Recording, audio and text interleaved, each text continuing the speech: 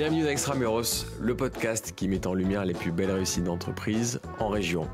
Aujourd'hui, direction Toulon, j'ai le plaisir d'interviewer Jonathan Noble, qui est le président fondateur de Swelo. Swelo est une plateforme made in France qui vous permet de gérer tous vos réseaux sociaux en un seul endroit. Je suis Guillaume Pellegrin, le président fondateur de Newton Offices. De Marseille à Lille, en passant par Bordeaux ou Toulon, j'ai le plaisir d'interviewer les dirigeants pour comprendre avec vous les raisons de leur succès extramuros. Jonathan a lancé Swelo alors qu'il avait seulement 15 ans et aujourd'hui c'est un vrai succès. Cette société est utilisée aujourd'hui par le gouvernement pour gérer ses réseaux sociaux. On va également un peu mieux découvrir un secret très bien gardé qui est Toulon. Toulon qui, grâce notamment à Jonathan, est placé aujourd'hui sur la carte de la French Tech. C'est parti!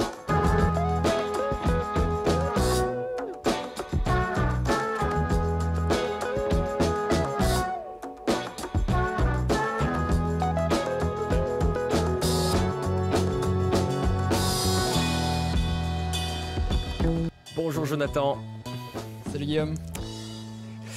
Merci Jonathan d'être sur Extramuros. Donc Jonathan Noble, le CEO, président, c'est comme vous voulez, cofondateur de Swelo. Ravi de t'avoir parmi nous parce que c'est la première fois qu'on fait un podcast à Toulon. Enfin, en tout cas en duplex. et en plus, on va parler de réseaux sociaux. Ça aussi, c'est une thématique qu'on n'a pas vraiment abordée sur Extramuros. Donc, ravi de t'avoir parmi nous. Et pour démarrer, est-ce que tu peux du coup me dire ce que vous faites ? Avec grand plaisir déjà, merci beaucoup pour l'invitation. Du coup, je m'appelle Jonathan, CEO cofondateur de Swelo, j'ai 28 ans. Et Swelo, du coup, qu'est-ce que c'est ? C'est une plateforme qui permet aux communicants à gérer au mieux leurs réseaux sociaux. Donc les communicants vont venir utiliser notre outil, donc c'est un outil de productivité, et ils et elles vont faire de la veille, de la programmation, de l'analyse sur les réseaux sociaux. Et aujourd'hui, on gère Twitter, Facebook, LinkedIn et Instagram. Et on est en train d'intégrer TikTok. Donc voilà en une phrase ce qu'on fait. Le pitch, merci. Alors ça t'est venu d'où ? C'est quoi l'historique ? Alors l'histoire, c'est qu'il y a maintenant 13 ans, quand j'avais 15 ans, j'avais un blog high-tech et je ne sais pas pourquoi, je voulais publier mes articles sur Twitter, mais j'avais compris qu'en journée, mes articles avaient beaucoup plus d'impact qu'en soirée. Seul problème, à l'époque, j'étais entre le collège et le lycée et je ne pouvais pas publier des tweets en journée. Ce qui fait que j'ai tapé dans Google, est-ce que ça existe un outil pour programmer des tweets ? Et aucun résultat. Nos concurrents n'existaient pas encore. Et du coup, c'est là où j'ai publié un tweet disant, est-ce que vous connaissez un outil qui permet de programmer des tweets ? Et là, tout le monde m'a dit non. Enfin, j'ai eu très peu de réponses, sauf une personne qui m'a dit, écoute, moi je connais pas d'outil, mais je peux créer un petit algorithme, je te le donne et t'en fais ce que tu veux. Et du coup, c'est là que tout est parti. Moi, j'ai pris le petit bout d'algo. De mon côté, moi, je suis plus web designer intégrateur, donc plus ce qui est côté design. Et donc voilà, j'ai mis une interface sur un bout d'algo. En parallèle, j'ai republié un tweet pour demander s'il n'y avait pas un développeur qui était disponible pour m'aider, justement. Et donc, il y a une personne qui est venue et qui m'a aidé pendant 2 ans. Donc, une personne qui s'appelle Lancelot Ardel. Et donc, on lance en 2010 Swelo. Alors, à l'époque, ça s'appelait Clock Tweets. Donc, Clock pour programmer des tweets. Et donc, on le lance en... Ça disait ce que ça faisait. Ça faisait qu'une seule chose, programmer des tweets. Et donc, on lance ça en 2010. Première semaine d'utilisation, il y a le journal L'Équipe qui utilise la plateforme. Et donc, c'est de là que tout est parti. Où, en fait, on s'est dit... Et je me suis dit, il y a peut-être quelque chose à faire. Mais bon, voilà, je ne vais pas rentrer trop dans les détails. Voilà comment ça a commencé. Ouais, magnifique. Donc l'équipe tout de suite. Là, t'es au collège, fin de collège ? Là, c'est les vacances d'été. On lance, on va dire seconde. J'étais en seconde puisque c'était vraiment en 2010, octobre 2010. Énorme. Donc tu lances un truc comme ça, t'es étudiant et direct il y a l'équipe qui s'intéresse à ça. T'as pas d'offre, j'imagine. C'est pas monétisé à ce moment-là. Non, pas du tout. C'est totalement gratuit de 1 et de 2, ça n'a pas vocation à devenir payant à l'époque. C'était vraiment, comme on le disait, pour notre CV, pour qu'on puisse être bien recruté ensuite dans la boîte souhaitée. Donc non, il n'y a aucune offre payante, voire même, je dirais que ça nous coûte de l'argent, puisqu'il faut payer tout ce qui est hébergement, etc. Et comment tu bascules vers le payant ? Alors, c'est un peu quelques années plus tard, puisque donc je fais mon lycée. Ensuite, je fais un DUT par alternance chez tuto.com. Donc, tuto.com, c'est une marketplace de tutoriels vidéo sur plein de sujets. C'est là où je deviens vraiment web designer intégrateur. Et pendant cette période-là, je mets des guillemets à rencontre, mais je croise, je dirais, le meilleur ami de mon grand frère, donc je le croise chez moi, et en fait le meilleur ami de mon grand frère est développeur. Et il m'a toujours dit, écoute, un jour je viendrai t'aider sur Swelo pendant 1 ou 2 semaines, quand je reviendrai de Berlin, parce qu'il était à Berlin à l'époque, pour ses études. Et donc je fais mon DUT par alternance, à la fin de mon DUT, je regarde un petit peu où en est Swelo, et donc on a 20 000 utilisateurs, gratuits, mais on a toutes les chaînes de la TNT, toutes les chaînes de radio, des grands youtubeurs, youtubeuses, des grandes marques, etc. Et je me dis, bon, est-ce que je me lance ou pas? Donc je vais voir mes parents, je vais voir mes profs de l'époque, mon patron de l'époque, et tout le monde me dit, écoute, t'as 20 ans, au pire, tu risques rien. Au pire, tu reprends tes études dans l'année prochaine, etc. Je fais OK, etc. Et c'est là où, en fait, je parle un peu avec le meilleur ami de mon grand frère qui vient m'aider, effectivement, pendant 2 semaines. Et au final, ça fait 7 ans qu'on est associés. Donc j'ai réussi à le convaincre, à rester dans le projet. Et donc en décembre 2015, on rentre dans un accélérateur, donc à Toulon, chez Toulon Var Technologies, TVT Innovation. Et donc première saison d'accélération, on rentre là-bas et c'est là où on passe du modèle gratuit au modèle payant. Et d'ailleurs pour la petite anecdote, on fait une nuit blanche le jour où on fait justement cette bascule. Et à 6h48, je dis à Thibaut, est-ce que tu peux tester le module de paiement? À 6h51, je reçois une notification comme quoi il y a bien eu un paiement. Mais en fait, ce n'était pas lui, c'était notre premier client qui a pris un abonnement annuel, donc à 118 €. Donc on était vraiment dans une ambiance euphorique parce que tu dors pas. Et en plus, c'est ton premier client. Donc on s'est dit, mais waouh, ça va carburer, puisque là, dès 3 minutes, on a déjà un premier client. Bon, la vie fait que c'est pas vrai, puisque on faisait 700 € de chiffre d'affaires à l'époque. Ouais, c'était pas si vrai, mais voilà, et petit à petit, on a commencé à grandir, à mûrir et à devenir à l'équilibre là, il y a 2 ans. Mais en tout cas, voilà l'histoire de notre premier client, donc en décembre 2015 déjà. Et, ouais. Et entre 2010 et 2015, il se passe quoi? Ça tourne tout seul ou t'es dessus quand même? Ouais, alors ça tourne tout seul, c'est gratuit, il n'y a pas d'évolution de produit, mais je suis quand même sur le projet 1 à 2 heures par jour, je dirais. Allez, 1 heure, on va dire plutôt 1 heure. Bah, pour tout ce qui est support et pour tout ce qui est communication aussi. Parce que entreprendre en étant jeune, ça marche plutôt bien en termes de communication. Et on avait pas mal de demandes d'interview, etc. Donc je faisais pas mal côté support et côté communication. Ok, mais là, ça te coûte un peu, ça te rapporte rien. Ça ne me rapporte rien, ça coûte un petit peu, mais il faut pas, voilà, ça devait être de l'ordre d'une centaine d'euros par an. En plus, on avait mis en place une sorte de don, donc les gens pouvaient nous faire des dons à l'époque, et c'était rare, mais ça arrivait, ça pouvait nous aider à payer cette partie d'hébergement. C'était les seuls coûts, un nom de domaine d'hébergement, finalement. Mmh. Alors là, je fais une pause, la tech pour les nuls, dont je fais partie. Tu as parlé de développeur, de web designer. On n'a jamais pris le temps sur Extramuros d'expliquer la différence. Est-ce que tu peux nous éclairer, s'il te plaît? Bien sûr, moi de mon côté, mon travail, ça va être de réfléchir à l'expérience utilisateur, donc ce qu'on appelle l'UX/UI, l'expérience utilisateur, tout ce qui est interface. Et donc je vais rendre une idée en design. Ensuite, il va y avoir l'intégrateur, donc c'était aussi une partie de mon métier, l'intégrateur qui lui va prendre le design et va le rendre cliquable mais non fonctionnel. Et derrière, tu vas avoir le développeur ou les développeurs qui vont rendre cette interface fonctionnelle. Quand on cliquera sur un bouton, il se passera telle action. Et donc voilà un petit peu les divers métiers pour que ça fonctionne. Et la vie fait qu'on est très complémentaires avec mon associé Thibaut, puisque lui, donc, il est développeur et moi, je suis encore toujours un peu aujourd'hui, mais je fais d'autres choses, web designer, intégrateur. Voilà. Merci d'avoir éclairé ça, parce que ça fait quelques mois, même quelques années qu'on est sur Extramuros, et on a souvent des startups qui disent on galère à trouver des devs, et donc on va partout en France et on a trouvé des super bassins d'emploi. Et on n'a jamais eu l'explication pour ceux qui ne connaissent pas. Ça peut arriver, c'est des métiers plutôt récents. Donc merci Jonathan. Avec plaisir. Autre question bête, mais pourquoi Twitter, alors maintenant X, ne vous a pas racheté ou développé la solution tout seul? C'est une bonne question. Il y a peut-être pas de... Non, j'ai pas forcément de raison. Ce que je sais, c'est que ça fait très peu de temps que les plateformes les plateformes natives permettent à leurs utilisateurs de programmer. LinkedIn, c'est la dernière en date. Là, Twitter, ça fait quand même très peu de temps. On est sur 1 an et demi, 2 ans. Je ne sais pas pourquoi ça ne s'est pas fait. Twitter le permet maintenant? Oui, Twitter le permet. De toute façon, chaque plateforme, que ce soit Twitter, Insta, Facebook, LinkedIn, chaque plateforme le permet. Par contre, ce qu'elles ne permettront jamais, c'est de tout réunir en un seul endroit, puisqu'elles sont concurrentes, on va dire. Donc voilà. Après, pourquoi ils ne nous ont pas racheté, ça, c'est une bonne question. Après, on ne le cherchait pas forcément non plus. Mais en tout cas, je ne sais pas. Je n'ai pas de raison, de vraies raisons. Je ne sais pas. Ok, mais ils l'ont quand même développé. Et vous, votre offre, c'est justement, c'était One Stop Shop. On arrive chez Swelo et on peut tout piloter. C'est ça, puis tous les réseaux sociaux depuis un seul canal. Mais exactement. C'est les grandes forces. Ça va être vraiment ce côté-là, d'avoir tout au même endroit. Alors quand je dis tout au même endroit, c'est autant les réseaux que les fonctionnalités.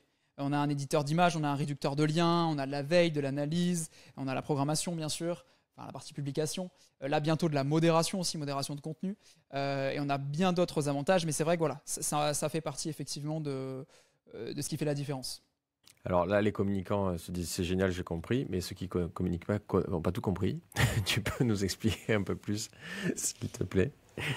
Alors, ce qui se passe, c'est que, comme je le disais en intro, nous, notre outil va permettre aux communicants un gain de temps énorme sur chaque étape de la création de contenu.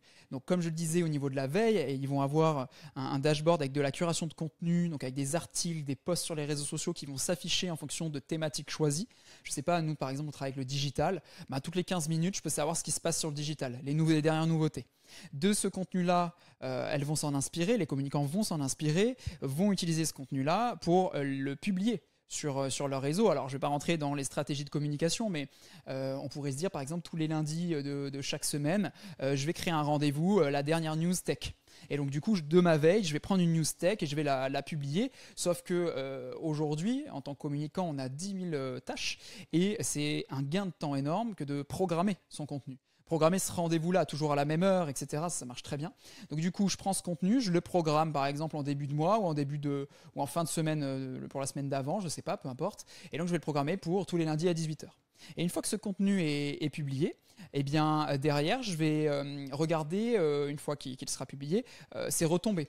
Est-ce que les gens ont interagi avec? Est-ce que ça a plu, déplu? Est-ce qu'il y a eu des clics? Est-ce qu'il y a eu des interactions? Bref, derrière, au niveau des statistiques, ça me ramène tout ça. Et la force de Swelo, c'est que dans tout ce que j'ai pu dire, il y a plein de petites fonctionnalités qui vont faire gagner encore plus de temps. La possibilité de travailler en équipe, la possibilité de travailler ou sur 4 profils sociaux comme sur 200. On a des clients qui en ont 200. C'est vrai que je ne l'ai pas forcément cité, mais chez nous, on a 120 000 utilisateurs, 600 grands groupes. On a la chance de travailler avec tout le gouvernement français, les ministères, ambassades, académies, mais on a également la SNCF, la ville de Paris, voilà, c'est très vaste. De toute façon, tout communicant peut avoir besoin de Swelo. Et donc du coup, dans ce processus de création, je vais peut-être avoir besoin de faire une image. Et donc dans ce cas-là, on a un éditeur d'image. Je vais peut-être avoir besoin de réduire un lien. Dans ce cas-là, on a un réducteur de liens, mettre des emojis, etc. etc. On a même de l'AI maintenant, de l'intelligence artificielle, où je vais pouvoir générer des hashtags en fonction du contenu que je suis en train d'écrire. Voilà, on a encore plein d'idées, on est en train de les développer. Mais bref, du coup, voilà un petit peu l'idée derrière Swelo. C'est vraiment accompagner tout le processus de création d'un communicant pour lui faire gagner un maximum de temps. Puisqu'une fois que c'est programmé, le communicant, la communicante peut vaquer à ses autres tâches et nous, on s'occupe de publier à sa place. Parfait, bravo.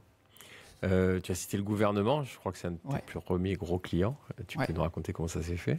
Quelle histoire! Alors c'est le premier appel d'offres. C'est le premier appel d'offres auquel on a répondu. Ça a été assez intéressant parce que on apprend fin octobre qu'il y a un appel d'offres qui sort. On lit le cahier des charges qui vient de sortir. Et là, on se dit OK, il faut qu'on y réponde. On voit qu'ils ont besoin de veille, de programmation, d'analyse sur les réseaux sur lesquels on est. Et donc du coup, on répond à cet appel d'offres. Sauf qu'il y a quelques petits soucis entre guillemets, c'est qu'on n'a jamais fait ça. Donc on se fait accompagner, notamment pour la partie juridique. Ce qu'on appelle les DC1, DC2, etc. Et on va commencer à rédiger un cahier des charges qui a fait, à la fin, il faisait 40 pages tout de même, ce cahier des charges. Un cahier des charges qui répondait point par point à l'ensemble de leurs demandes.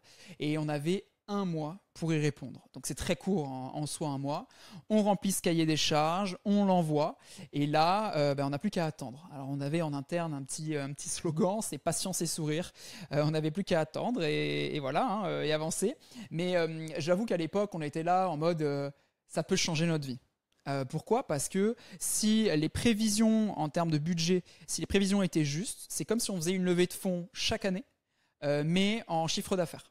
Donc nous, on a levé en 2017, on a levé 500 000 euros. Donc là, c'était comme si on allait avoir 400 000 euros de chiffre d'affaires chaque année sur 4 ans, parce que comme c'est un appel d'offres, c'est sur 4 ans, et chaque année, quoi. Donc on était là, c'était quand même, ça pouvait tout changer, quoi. Et donc, on y répond, on attend, on reçoit une première notification en mode on vous pose des questions. Donc, on répond à ces questions. On sait qu'on est plusieurs dans l'appel d'offres parce qu'ils répondent eux-mêmes à d'autres questions. Et donc, légalement, ils sont obligés de pusher les réponses à tous les participants. Donc, on sait que s'il y a eu des réponses et qu'il y a eu des questions d'autres participants. Et le 14 février, c'est un jour très précis, je suis dans le RER parce qu'à l'époque, j'habitais entre Toulon et Paris. Je suis dans le RER en direction de mon appartement. Je regarde mes mails, je suis sur ce petit siège en moquette, et là je vois que c'est l'heure de la réponse. Je n'ai plus qu'à cliquer pour avoir cette réponse. Ça fait des mois qu'on attend ça, sauf que là je me dis soit je regarde maintenant, tant qu'à faire, je suis hyper content, mais je suis seul à fêter ça dans un wagon de RER, soit au contraire je suis très triste et je suis seul à être triste dans un wagon de RER, soit j'attends encore 30 minutes, je suis chez moi et j'ouvre en visio avec mon associé. J'attends, je me souviens, je cours alors que ça fait des semaines, des mois, des jours qu'on attend. Je cours chez moi, j'allume l'ordinateur, je fais un partage d'écran, je clique sur le lien, il faut recliquer sur un lien et là c'est marqué « Vous êtes titulaire de l'appel d'offres interministériel ». Donc là, c'est comme un mariage, hein, tu appelles ta copine, ta famille, tes investisseurs, ton équipe, c'est assez fou. On a la chance de faire aussi un communiqué de presse par rapport à ça, donc en termes de communication, ça marche plutôt bien. Et donc, une semaine après, on se retrouve au SIG, service d'information du gouvernement. C'est un service, ce sont des services liés au Premier ministre. Et on se retrouve là-bas à faire une présentation face à tous les ministères de Swelo. Voilà à quoi ça sert. Et pour revenir sur l'argent qu'on aurait pu gagner, en toute transparence, on avait oublié de lire une ligne. En tout cas, on n'avait pas compris une ligne parce que c'est pas qu'on l'avait pas lu, c'est que c'est un contrat cadre. Et un contrat cadre, c'est chaque entité qui décide d'utiliser ou non ta plateforme. C'est pas une obligation pour tous et toutes de l'utiliser. Donc, ce qu'on avait envisagé en termes financiers, c'est pas ce qui s'est passé.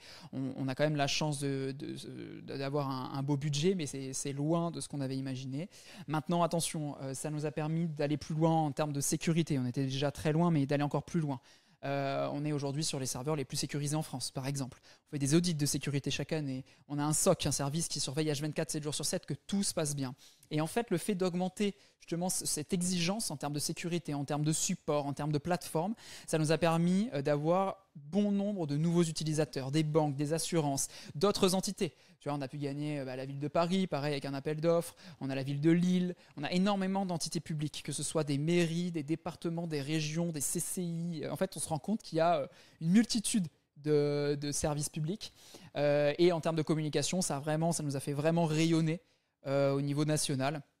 Donc, quoi qu'il se passe, c'est très chouette. Et surtout, au fond, maintenant, ça va faire 4 ans. Là, ça y est, on arrive bientôt au terme de notre appel d'offres. De notre marché. Quel plaisir de travailler avec des communicants si engagés dans des ministères, dans des ambassades, dans des académies. Et je mets totalement le côté politique de côté. C'est pas, je le mets vraiment à côté. C'est pas du tout en lien avec ça, mais je vois vraiment des personnes qui sont engagées, qui se donnent. En plus, nous on a vécu le Covid, donc ils ont utilisé notre service pendant le Covid, donc il y a quand même eu des problématiques à gérer aussi avec eux, pour les accompagner, etc. C'était et c'est très intéressant et c'est un plaisir de travailler avec les entités publiques. Ouais, c'est une super carte de visite pour vous, ouais. J'imagine. Ouais. Et c'est qui ton interlocuteur qui communique là, qui te pousse comme ça des messages dans ces entités? Alors au tout début, c'était la personne qui a géré la mise en place du marché au SIG, au service d'information du gouvernement. Et ensuite, à partir du moment où on a fait la présentation au ministère, on a un contact chez chaque ministère. Et donc s'il y a une personne qui part, on fait une mise en relation. Ça vient du ministre ça vient du ministre, nous, voilà, c'est des messages qui passent ou c'est des trucs un peu plus institutionnels, un peu plus... Non, c'est vraiment, on a des échanges de mails, quoi. Voilà, on a nos numéros de téléphone, on a des échanges de mails. Ce qu'il faut savoir, c'est que vraiment, nous, on travaille, non pas encore une fois avec la partie politique, mais avec la partie opérationnelle. Donc, c'est des communicants. C'est vraiment des social media managers, des community managers qui viennent du privé ou du public, peu importe. Mais nous, c'est directement avec les personnes du métier. Top. Tu évoquais donc cet appel d'offres et vous n'étiez pas tout seul dessus. C'est qui les autres acteurs, sans faire de la pub à tes concurrents, mais t'es face à des Français, des internationaux, ça marche comment? J'avoue qu'on ne le sait pas. C'est-à-dire qu'on n'a pas ces informations-là. Quand tu réponds à un appel d'offres, je ne sais même pas, je crois que ça a été... il y a des infos qui sont sorties publiquement parce que c'est la loi, ils te disent certaines choses, mais nous, on ne sait toujours pas les noms des autres candidats. Je sais qu'il y en a d'autres. Voilà, ça c'est tout ce que je sais. J'ai des tu sais doutes que t'as quand des même sur concurrents sur le marché. certaines. Voilà, c'est ça, c'est Ouais. que j'ai des doutes et j'ai aussi appris là dans les 4 dernières années qu'il y en a certains qui par exemple ne répondaient pas à ce type de marché, notamment des Américains qui n'allaient pas sur ce terrain-là. Donc tu vois déjà ça me permet de dire ok c'était peut-être pas eux, etc. Mais non on ne sait pas forcément sur ce genre de marché. Encore une fois c'est très cadré, hein, c'est du public, c'est normal, mais on a très peu d'infos, on n'a pas de contact, enfin tu vois, sauf quand on doit mettre en place bien sûr la plateforme, mais en amont tu vois tu as vraiment une interface sur internet où tu mets ton dossier, où tu reçois des notifications. Tu sais même pas qui y a derrière quoi. Tu vois. Oh, je suis pas surpris que les Américains n'aiment pas trop ça. Nous, Ouais, on a c'est des l'actionnaire procédures. américain, dès que ça touche l'argent public, Ouais. ils préfèrent éviter. Ok. Et tes concurrents, t'as des concurrents. Parce que c'est toi, en fait, ce qui me fascine, c'est que c'est toi qui as créé ça, d'une idée de collégien. Et aujourd'hui, tu es sur un secteur avec des concurrents internationaux où finalement vous êtes un peu les seuls. Tu joues sur du Made in France. Comment tu apprends le sujet? Alors, ce qui est bien, c'est qu'on sait qu'il y a un marché qui marche très bien, parce que nos concurrents, en termes de chiffres, on est sur plusieurs dizaines, voire centaines de millions d'euros de chiffre d'affaires par an. Donc, le marché est très, très grand. Ce qu'il faut savoir, c'est que donc, quand on a commencé en 2010, le même mois, il y a un concurrent qui s'appelle Hootsuite, qui s'est créé, qui s'est lancé. Hootsuite, aujourd'hui, qui est un pionnier chez nous, hein, qui est vraiment... je pense pour dire au moins dans le top 3, je pense que c'est le numéro 1, mais on va dire au moins dans le top 3 pour pas dire de bêtises. Et donc, eux, ils se sont lancés quand moi je me suis lancé, mais j'avais 15 ans, ils avaient 20 ans, 25 ans. Quoi. Donc, eux, ils ont pu développer la plateforme. Et moi, quand j'avais 20 ans, 25 ans, je suis arrivé et il a fallu un peu les rattraper. Quoi. C'est un peu le truc. Donc, aujourd'hui, on a un écosystème concurrentiel. En France, on va être 2 voire 3. Donc, on peut les citer, il n'y a rien de dramatique. Il y a Agorapulse, Iconosquare. Ça, on va dire, on est les 3 Français. Nous, aujourd'hui, notre cible numéro 1, c'est justement les Français. Enfin, le marché francophone, on va dire, parce qu'on a aussi des clients au Canada, on a aussi tout ce qui est Benelux, donc Belgique, Luxembourg, Suisse, etc. Et après, il va y avoir des plus grosses plateformes au niveau US. Alors là, je pourrais en citer des dizaines, mais on va avoir du Hootsuite, du Buffer, Facelift, Spot Social, ça va dépendre. Après, chaque plateforme va avoir une cible différente. Par exemple, du Buffer, ça va être plutôt du small business et plutôt du freelance. Et tu vas avoir du Hootsuite, ça va être plutôt des grosses entreprises. Spot Social, Facelift aussi. Tu vois, tu as Meltwater, enfin voilà, tu en as plein d'autres. Donc, on a un marché qui nous dit OK. On a des concurrents qui nous disent OK, il y a un marché, justement. Maintenant, je trouve qu'on n'est pas tant que ça, au final. On se connaît tous, on s'entend bien, on a nos forces, on a nos faiblesses, on les connaît. Après, c'est le jeu de dire, bah voilà, on va essayer de grappiller des parts de marché à l'un ou à l'autre. Nous, ce qui est sûr, c'est que le côté francophone fonctionne très bien sur nos clients. Ça marche bien. Ouais, j'imagine qu'en plus sur la communication, tu peux avoir un sujet de peur, de crainte, de faille de sécurité, où je pense Bien que sûr. ça doit rassurer d'avoir un acteur français. Oui, et où sont qui hébergées gère les ça, données? quoi. Tu vois, c'est une grosse question. Toute la partie RSE aussi, où nous, on met beaucoup de choses en place. Enfin, tu vois, comme on essaie d'être le plus, en accord avec nos valeurs, bah, du coup, on voit qu'aussi les entreprises qui veulent être en accord avec les nôtres et qui le sont, viennent vers nous.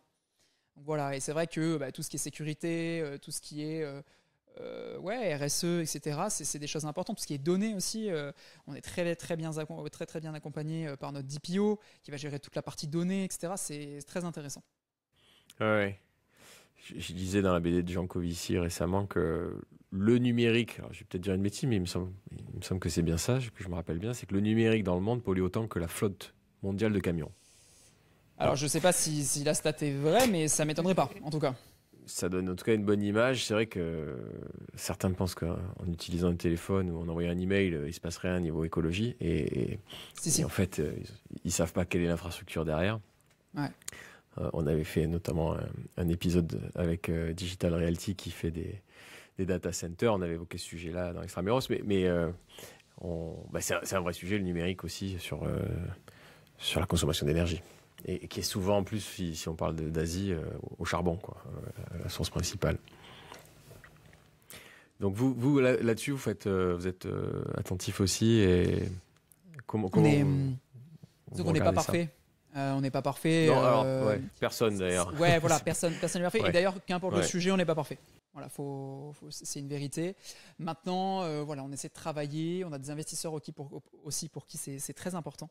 Tout ce côté RSE. Alors RSE, après, c'est plein de, comment dire, c'est plein de facettes, hein. C'est effectivement comment on contrebalance le fait d'utiliser des serveurs, mais c'est aussi le bien-être de l'équipe, c'est aussi des actions qu'on va mener, par exemple en faisant de la sensibilisation sur les dangers des réseaux sociaux dans des quartiers prioritaires ou dans des écoles. Tu vois, c'est très vaste. C'est par exemple, là je vais parler plutôt du côté en interne. On a mis en place le congé menstruel, on a la semaine de 4 jours et demi, on va avoir des tampons, des serviettes aux toilettes pour les femmes, on va proposer de réparer les vélos pour les personnes qui veulent venir en vélo, on prend à 100% la mutuelle, la prévoyance, les transports en commun, tu vois, on accompagne là depuis très peu de temps, on met à disposition une coach, des séances qu'on prend en charge, donc 6 à 8 séances qu'on prend en charge pour les salariés qui le souhaitent, pour le côté santé mentale, tu vois, ça fait aussi partie de tout ça. On va avoir un côté plutôt, je dirais, écologique à moindre mesure. Encore une fois, on n'est pas parfait, mais on va trier. Tu vois, au bureau, on trie tout depuis 2 à 3 ans. Qu'est-ce qu'on a d'autre tu vois, sur le matériel, on essaie de le changer le moins possible et quand on le change, on va peut-être le donner à des personnes qui en ont besoin. On fait des dons aussi, on accompagne des associations, plusieurs, pour l'insertion. Tu vois, par exemple, on a aussi un budget obligatoire lié à la formation professionnelle qu'on doit donner, on le donne à l'école de la seconde chance. Alors c'est obligatoire, hein, je ne vais pas me glorifier de ça, mais on va choisir plutôt un acteur. Voilà, tu flèches à ce niveau-là. Par contre, on va faire des dons pour des assos locales. Tu vois, on va parler de Toulon. Ça, c'est important pour nous aussi d'agir dans l'écosystème local. Donc voilà, le côté RSE, j'ai cité quelques petits points. Ça marche aussi au niveau du management, tu vois. Alors là, le fait est que aujourd'hui, on est aussi en team building. C'est le jour qui fait que. Et donc, tu vois, voilà, c'est prendre soin d'eux. En fait, il y a des nouvelles recrues qui sont arrivées, 3 nouvelles recrues là récemment. Et l'idée, c'était de souder l'équipe. Ça nous paraissait important. Et donc voilà, aussi ce management bienveillant où on crée des moments, tu vois, on a des points trimestriels avec chaque membre de l'équipe. On n'attend pas un an à chaque fois pour parler. Et au niveau du salaire, on a une grille de salaire qui est ouverte à tous et toutes, qui évolue en fonction de la vie dans laquelle on est, mais qui évolue en fonction aussi des retours de nos salariés. Et donc, on sait que chaque mois de septembre, il va y avoir une remise en question du salaire de chaque personne dans la boîte, en fonction de certains critères, de l'ancienneté, de l'expérience, de ses compétences. Voilà, donc tu vois, je pourrais encore parler des heures, parce que personnellement, ça me passionne, mais le côté RSE, c'est plein de choses. Et après, il y a le côté sécurité, mais là, on va plus rentrer dans les données. Mais côté DPO, ne pas demander des données inutiles, supprimer les données qui ne servent plus ou en tout cas qui ont expiré. Voilà, enfin, il y a plein de choses, il y a plein de sujets à aborder sur ça. Et en tout cas, on fait de notre mieux. Voilà, encore une fois, on n'est pas parfait. Non, mais c'est une bonne approche.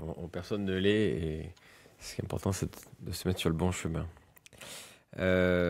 Tu as parlé réseaux sociaux, danger des réseaux sociaux. Là aussi, ça peut être un thème qui prend une journée entière, mais qu'est-ce que vous expliquez en quelques mots dans les écoles là-dessus et après, j'ai encore d'autres questions un peu sur les réseaux sociaux pour toi. Ouais, il y a beaucoup de choses à dire. Alors, avant de répondre à ta question directement au niveau des écoles, notre rôle, ça va faire 2 à 3 ans. Notre rôle pour nous, c'est effectivement que les gens communiquent, hein, sinon notre service ne sert plus, mais peut-être communiquent moins, mais mieux. Parce que en fait, tu te rends compte que quand tu travailles sur les réseaux sociaux, ta santé mentale peut quand même en prendre un coup, notamment quand tu gères des comptes sociaux où, ça va dépendre des sujets, mais certaines reçoivent des commentaires haineux, reçoivent des situations, des messages privés, des situations à gérer qui sont pas faciles, des bad buzz, enfin tu vois voilà. Et donc nous, notre rôle, en tout cas c'est celui qui est important pour nous en termes de valeur, c'est d'aider, d'épauler les communicants à côté de la plateforme, hein, parce qu'on crée énormément de contenu gratuit, que ce soit des webinars, des livres blancs, notre blog, notre podcast, notre événement physique, nos réseaux sociaux, et donc de les épauler, de leur donner des clés pour prendre soin d'eux.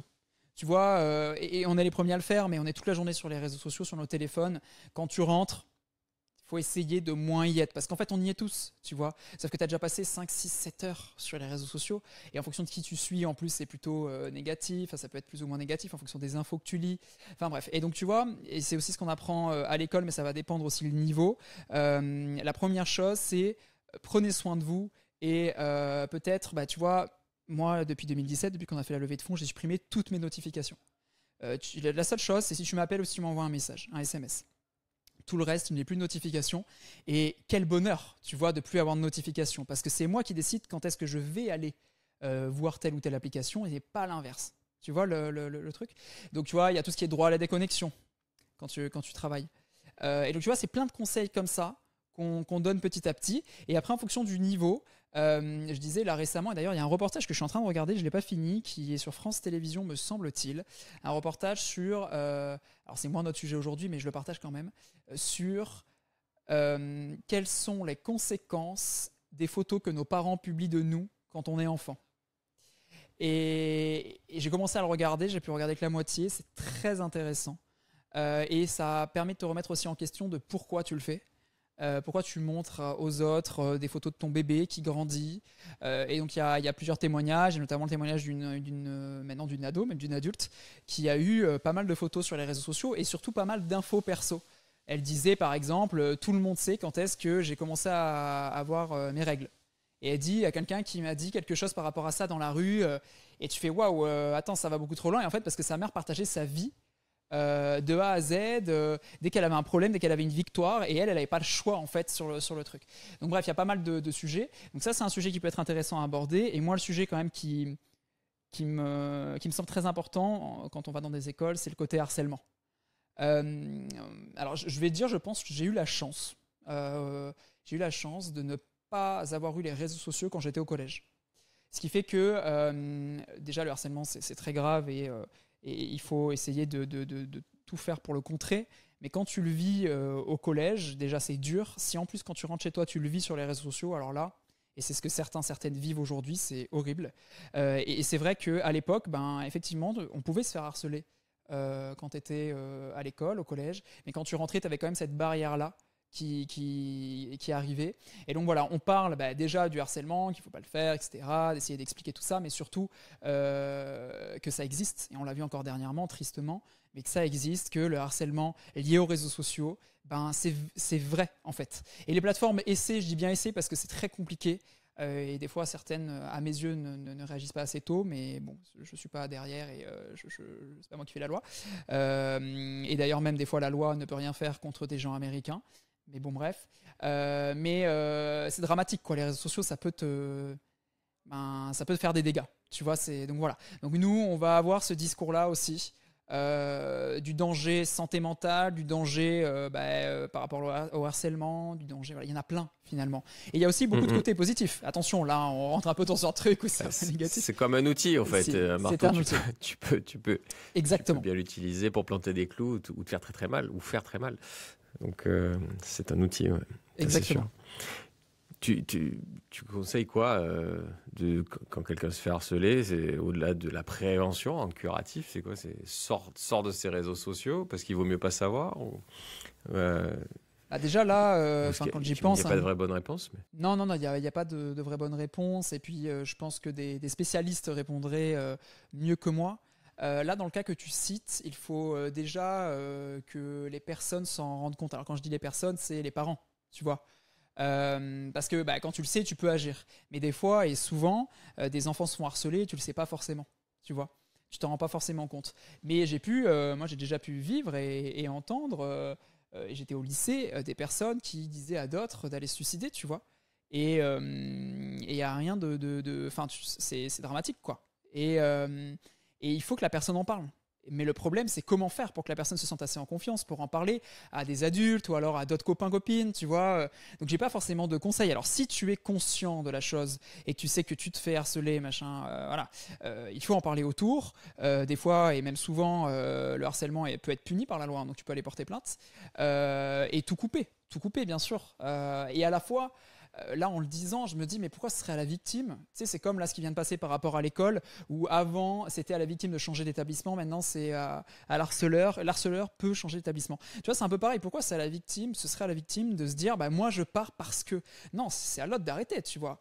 Mais bref, là, on rentre dans plein de sujets où, tu vois, là, j'ai aussi regardé un reportage sur ce qu'on appelle les brouteurs. des personnes qui viennent souvent d'autres pays et qui essaient de gagner de l'argent en t'envoyant des messages privés pour te charmer contre quelque chose, ou alors font du chantage. Enfin, tu vois, tu as plein de sujets par rapport à ça où il faut aussi faire attention. C'est de l'arnaque, hein, très clairement. C'est de l'arnaque. Mais tu vois, il y a tellement de dangers de sujets que nous, on essaie de parler de tout ça, de sensibiliser. Et je pense que ça aussi c'est important, c'est sensibiliser le plus tôt possible dès qu'on a un portable, et aussi essayer de créer cet espace de confiance pour que si harcèlement il y a, la personne se sente assez en confiance pour en parler autour d'elle et pour qu'on puisse l'aider. Merci. Si on revient au côté business, un communicant qui débarque, qui se dit tiens, on n'utilise pas assez les réseaux sociaux pour acquérir des clients, tu conseillerais quoi en expliquant le positionnement de chaque plateforme, de chaque réseau social? Alors déjà, en intro, il y a une réflexion sur faut-il aller sur les réseaux sociaux? Alors c'est assez rigolo de dire ça, mais pour certains milieux, pour certains business, c'est pas forcément nécessaire et ça demande du temps et de l'argent, alors qu'au final...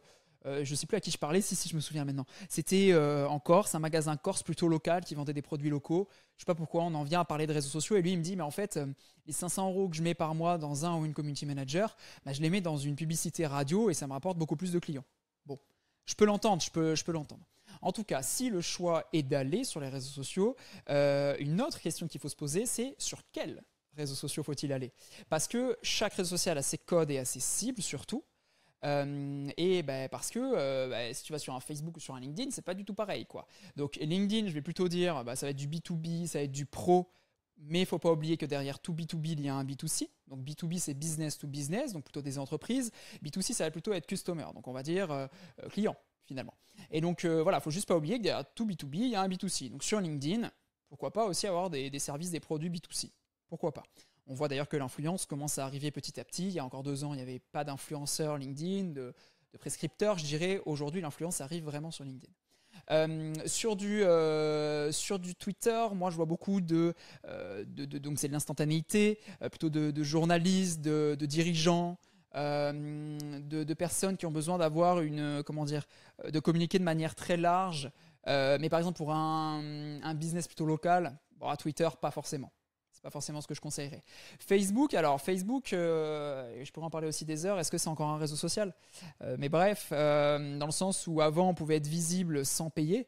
Quand je publiais une news, quelqu'un l'a commenté, ses amis voyaient qu'il avait commenté mon post. Aujourd'hui c'est le cas, mais en haut c'est marqué sponsorisé. C'est-à-dire qu'il faut payer pour être visible. C'est pour ça que le rôle d'un réseau social, c'est... D'ailleurs, on le vit quand on est dans un bar, quand on est dans un restaurant avec des amis, c'est ça un réseau social. C'est je donne une info à une personne qui va la transmettre à une autre personne, tu vois. En fait, nos amis, c'est notre premier réseau social, quoi. Là, c'est pareil, sauf qu'en fait, sur Facebook, ça marche plus. Puisque quand je commente un post, ça a plus d'impact autour. Donc Facebook, ça va plutôt être des communautés, je dirais. Les groupes marchent encore plutôt pas mal, les pages beaucoup moins. Donc plutôt des communautés, soit qui sont déjà très bien établies, soit plutôt locales, des groupes locaux.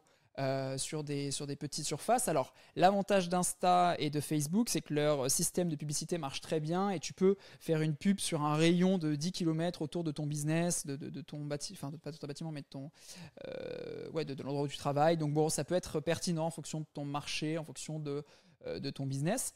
Et il va nous rester quoi? Instagram qui marche plutôt bien. Ouais, qui marche plutôt bien. Il y a aussi TikTok d'ailleurs. Sur lequel on pourrait dire quelques mots.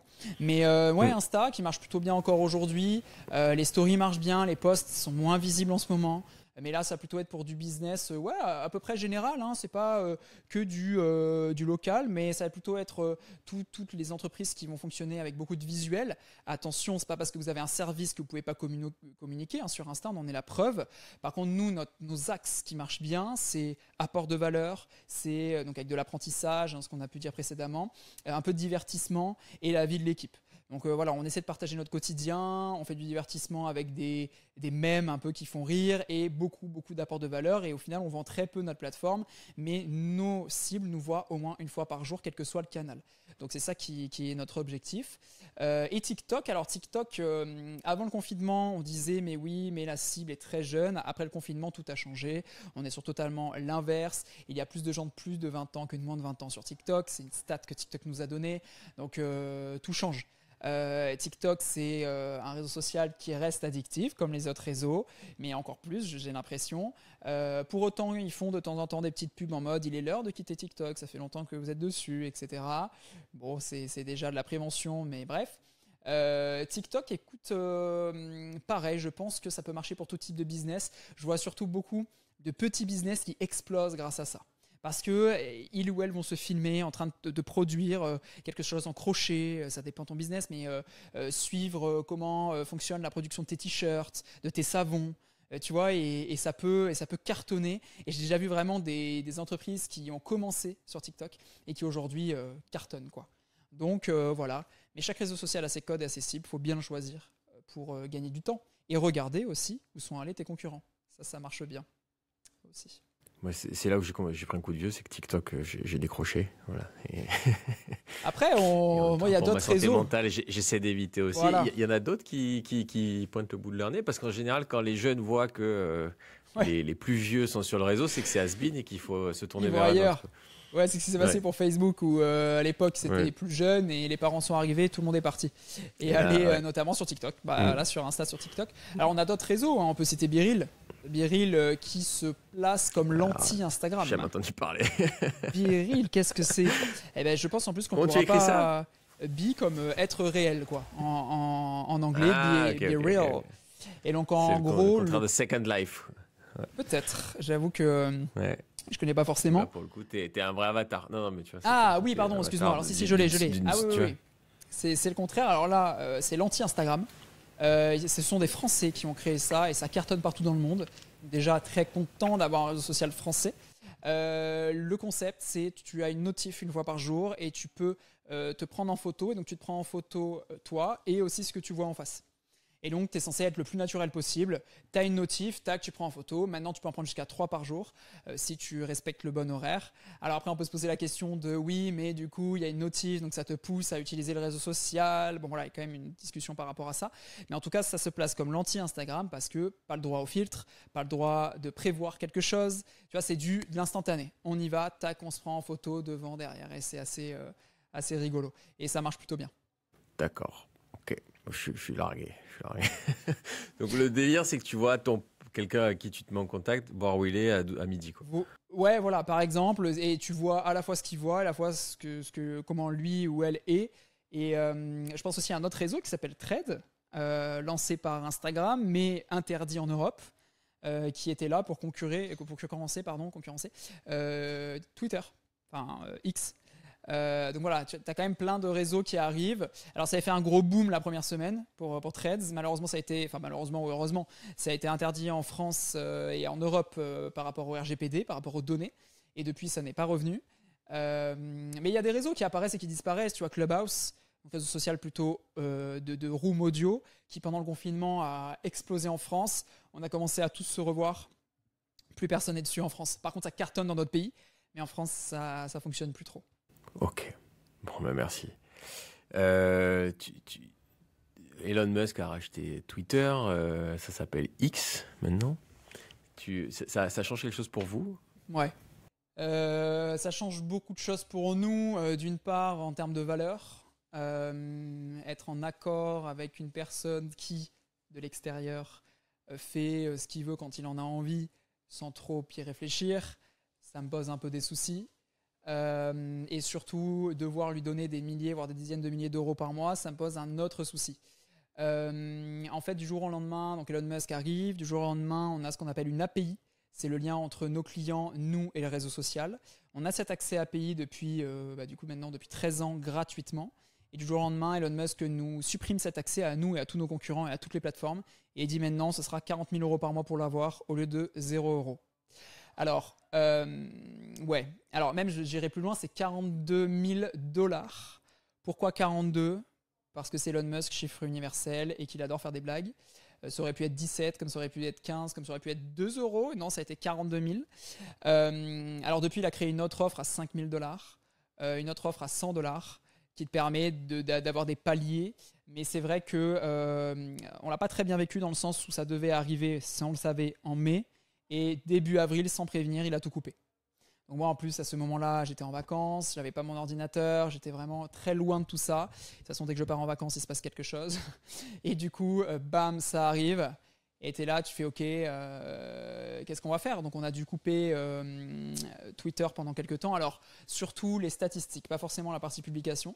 Mais on a dû couper ça et trouver des solutions. Au final, on paye parce que nos clients en ont besoin, tout simplement. Sauf que on n'est pas trop en accord. Donc, est-ce qu'à terme, on va continuer? Alors là, vrai ou faux, à l'heure où on enregistre ce podcast, il se pourrait que Twitter devienne payant pour tous et toutes. Voilà, c'est la dernière info. Ça sort comme ça, il y a des choses qui sortent, des choses où tu dis c'est vrai, c'est faux. Enfin, tu vois, ça change un peu tous les jours. Donc, pour conclure sur ce sujet-là, je trouve ça dommage parce que Twitter, c'était un réseau social qui était mon réseau social préféré. Tout a commencé là, mais à la limite, ça, c'est pas très grave. Mais c'était un réseau social quand même qui était chouette, qui se démarquait par ses 280 caractères, à l'époque 140. Et là, on arrive sur quelque chose qui est très tourné business. Après, je comprends cette partie-là, même si ça me déçoit. Je comprends. Mais je trouve que Elon Musk est tellement imprévisible que c'est compliqué. Et c'est aussi pour ça qu'on va vers d'autres réseaux. Alors encore une fois, nous on garde Twitter, enfin X, parce qu'on a énormément d'entreprises, de plateformes, enfin d'entités publiques qui l'utilisent. Mais voilà, on ajoute d'autres réseaux. Là, on est en train de travailler sur TikTok. On réfléchit à ajouter YouTube, Pinterest, parce qu'on ne veut pas dépendre que de quelques réseaux. Tu vois, c'est important. C'était quoi le modèle économique avant? Comment il gagnait de l'argent Twitter avant? Twitter, publicité. Ouais, c'est de la publicité comme les autres réseaux. D'accord. Ouais, il y avait de la pub. Okay. Alors maintenant, et ça c'est un constat de l'extérieur avec un peu de recul, avant c'était pas rentable, aujourd'hui c'est rentable. Mais à quel prix, entre guillemets? À quel prix c'est rentable? Parce qu'il y a eu Twitter Blue qui s'est ajouté, il y a eu plein de choses qui se sont ajoutées. C'est dommage. Moi je trouve ça dommage et surtout imprévisible. Ouais.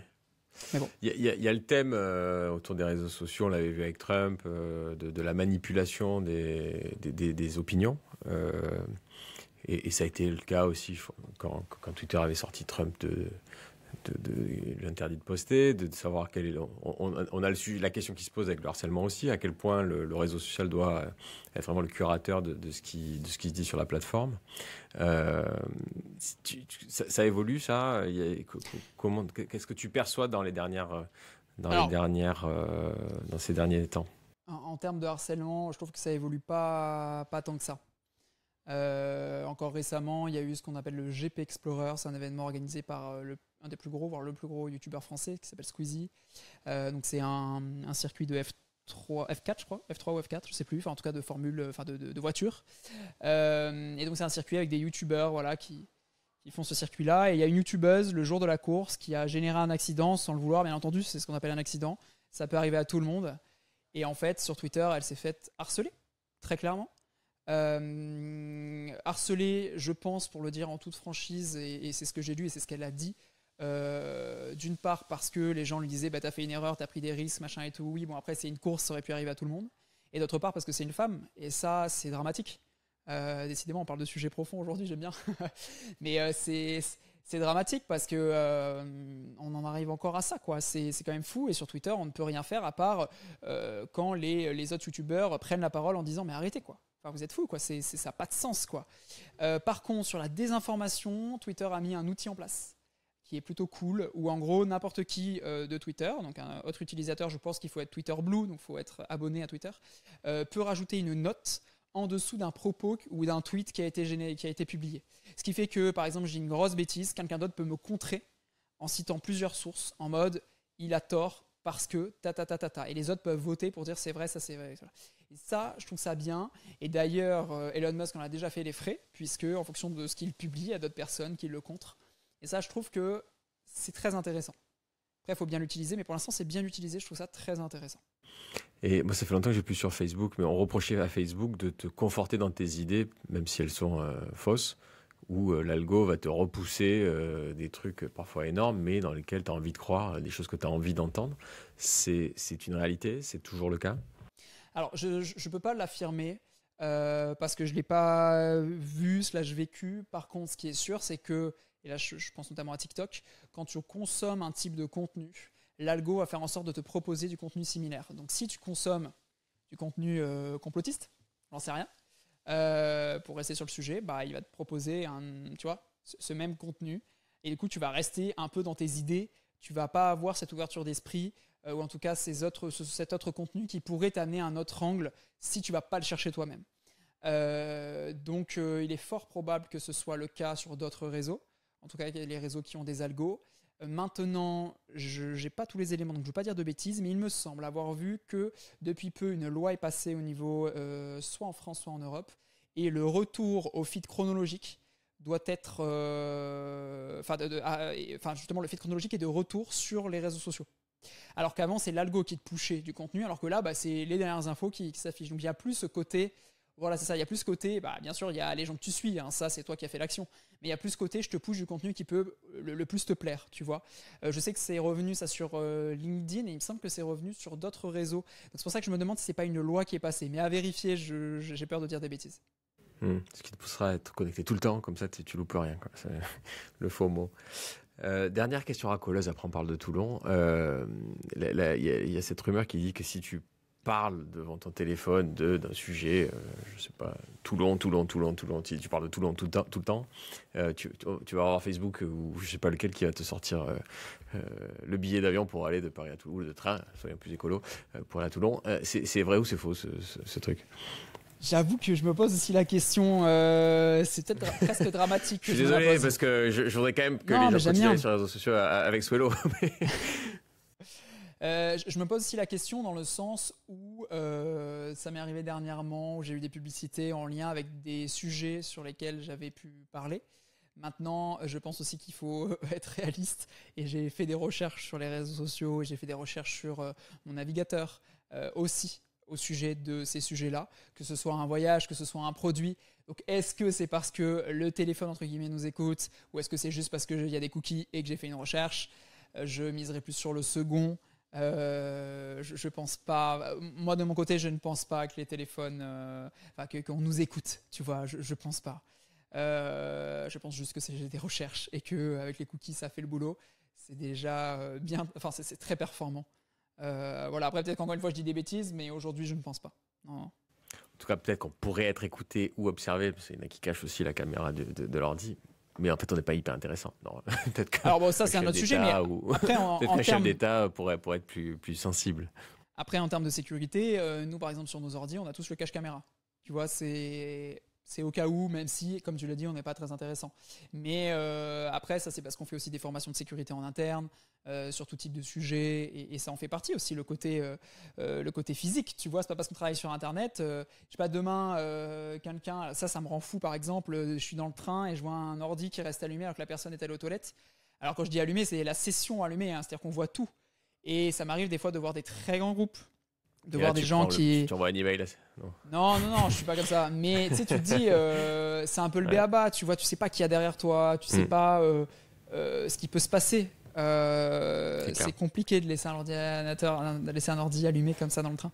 Mais bref, pour moi, c'est pas être parano, mais c'est faire attention. Tu vois, dès qu'on se lève, chez nous, il y a une règle, c'est tu verrouilles ton ordi. Si tu le verrouilles pas, je te fais une petite blague avec un écran bleu, voilà. Mais c'est ce que fait notre responsable IT, ouais. Il te change ton fond d'écran. C'est ça, parce qu'en fait, il y a des histoires, c'est arrivé. En restant très correct. Tu vois, oui, voilà, pareil.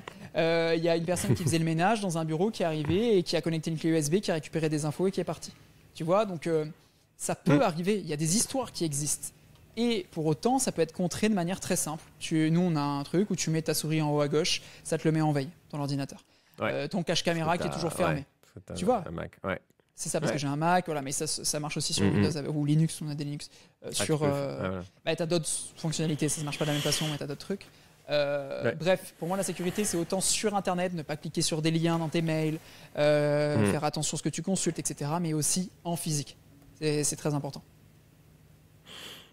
Bon, venons-en à Toulon, alors. J'adore. Tu as créé ça là-bas. Et ouais, parce que c'est parce que tu vivais là-bas, tout simplement, que tu as créé ça. Oui, moi je suis né à Toulon. Mon associé est aussi né à Toulon. Donc voilà, on s'est connus là. Et après, on a fait grandir l'équipe avec des personnes qui, à un instant T, en tout cas en ce moment, sont à Toulon, mais qui viennent de partout en France.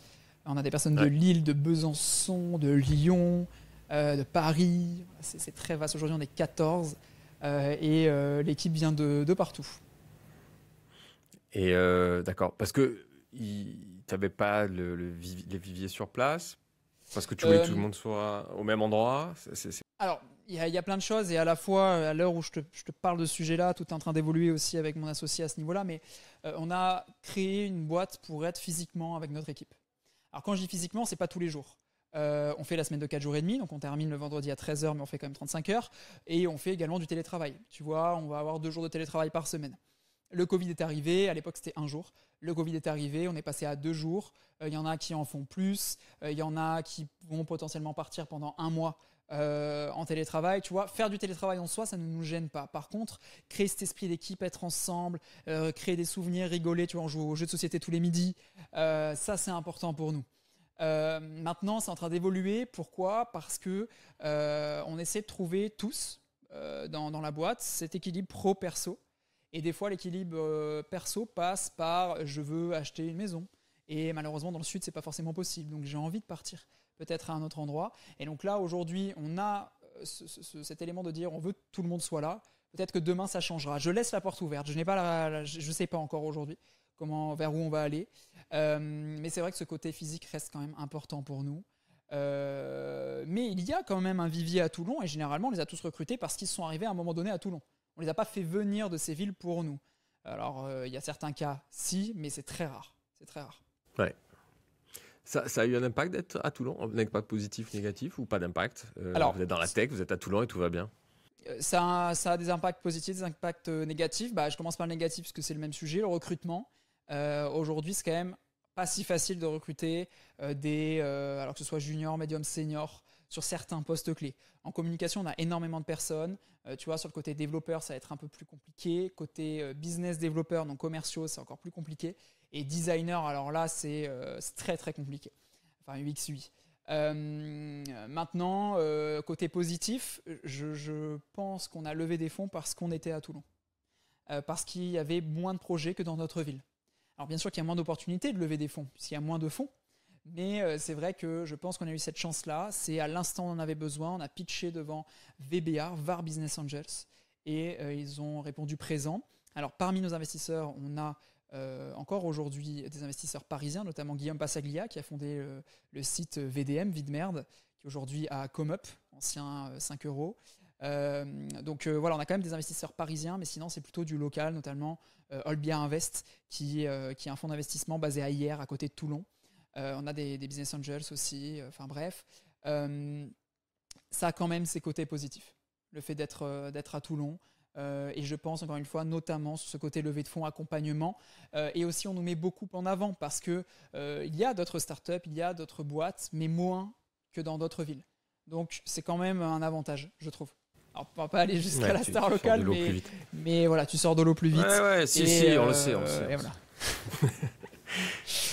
À Toulon, il y a une particularité qui est quand même qui a l'armée avec la marine.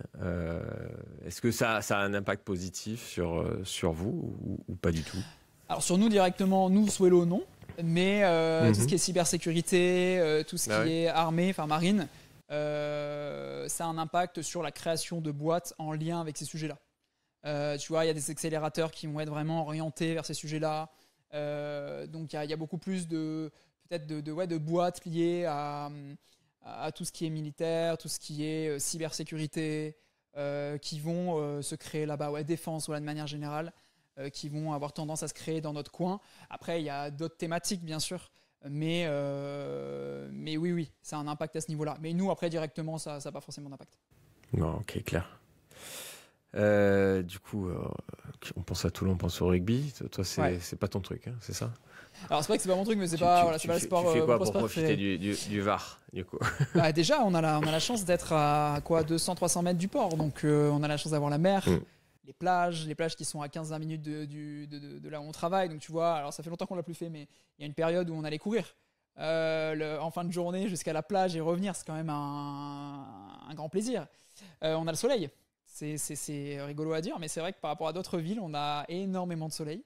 Donc ça, c'est plutôt chouette.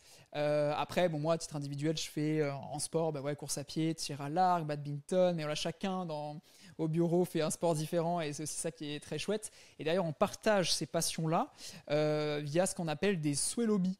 Donc, à un moment où on parle de nos hobbies. Donc, c'est 1 heure, une fois par mois, où un membre de l'équipe nous présente une de ses passions. Donc, ça peut être du sport. Moi, c'était le tir à l'arc que j'avais présenté. Il y a eu, je sais pas, les sneakers. Quelqu'un chez nous est passionné de chaussures. Il y a eu la photo. C'est pas le mercredi soir, hein. Tu vois, non, voilà, c'est vraiment, je sais pas, un petit déj. On fait ça en mode petit déj. Et donc, tu vois, voilà, chacun a sa passion, nous la présente. Et c'est ça aussi qui fait que on en apprend tous les jours. C'est très intéressant. Cool. Passionnant. Est-ce que tu voulais rajouter quelque chose dans ce podcast? Qu'est-ce que je peux rajouter sur Swelo? Si, j'ai pas mal de choses. Ouais, déjà sur Swelo, à proprement parler, j'ai la chance d'avoir une équipe très très cool, une équipe de numéro 10 comme on dit. Que ce soit mon associé, team, ouais, non, que ce soit mon associé ou l'ensemble des membres de l'équipe. Je profite à chaque fois des podcasts pour les remercier parce que c'est vrai qu'ils se donnent à 100%. Tout en essayant de trouver cet équilibre, comme je le disais tout au long du podcast. On n'est pas du tout en mode il faut rester plus tard, finir telle ou telle chose. Non, à 18h, on est les premiers à dire allez, on y va, on rentre chez soi, on profite de sa famille, de ses amis, on fait autre chose. On en reviendra que plus. Tous sur Twitter. Non. Pas tous sur Twitter et on quitte les réseaux sociaux. Non, mais c'est vrai que voilà, l'équipe, c'est quand même très important dans un projet. Et on a des personnes qui sont chez nous depuis qu'on a créé la société, puisque le projet date de 2010, mais la société date de 2016. Ouais. Donc voilà, il y a des gens qui sont chez nous, des membres d'équipe qui sont chez nous depuis 7 ans, ce qui est fou en vrai, surtout dans nos milieux, surtout dans les postes qu'on a et qu'on recherche. Ça, c'est peut-être la première chose. Et puis après, l'avantage de Toulon aussi. Peut-être aussi à l'avantage de Toulon. Je suis entièrement d'accord, effectivement. Au-delà de ta boîte, mais ouais. Non, mais carrément. Et l'autre chose que je peux dire, c'est que Toulon, c'est pas forcément enclavé.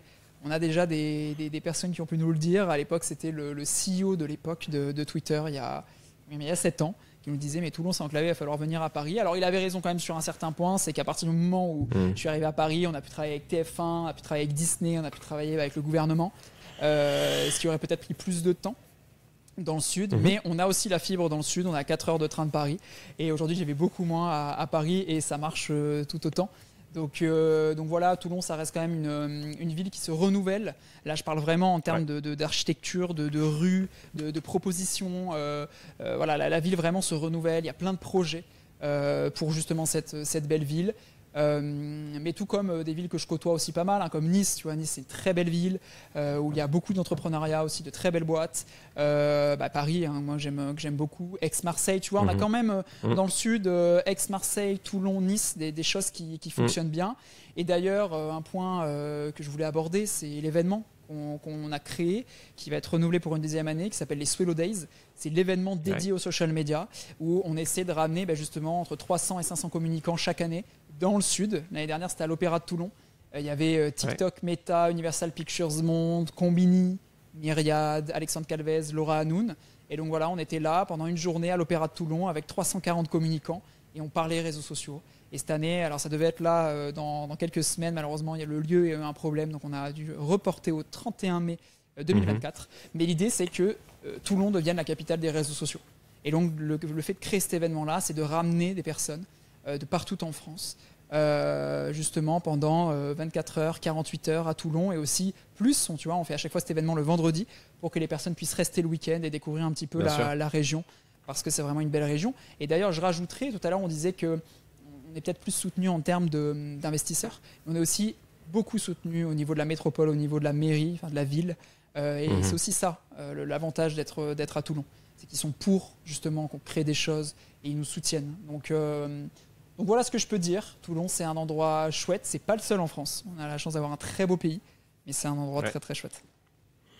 Je trouve que c'est un secret bien gardé, Toulon. Pour l'avoir redécouvert il n'y a pas longtemps, avant, pour le Marseillais que je suis, c'était juste une autoroute qui coupait la ville en deux. C'est plus le cas et ça, c'est bien rénové.